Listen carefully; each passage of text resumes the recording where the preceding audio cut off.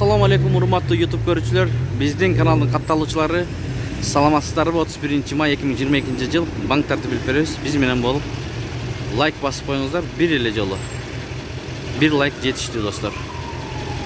Анда эмесе кеттик. Айыл банктын койгон курсу доллар 81.50 покупкасы.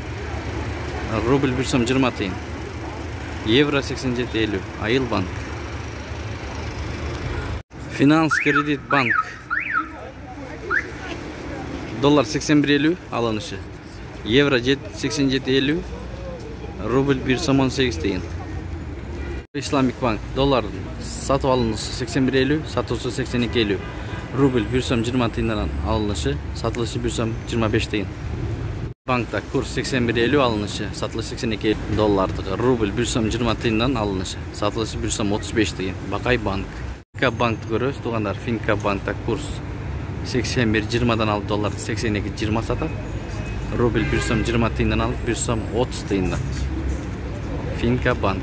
Капитал банк. Ушу менен видеону аяктайбыз. Сак саламатта туруңуздар. 81ден алып долларды 82 сатат. Рубль 1 сом 12 тыйындан алып 1 сом 35 тыйындан сатат. Капитал банк.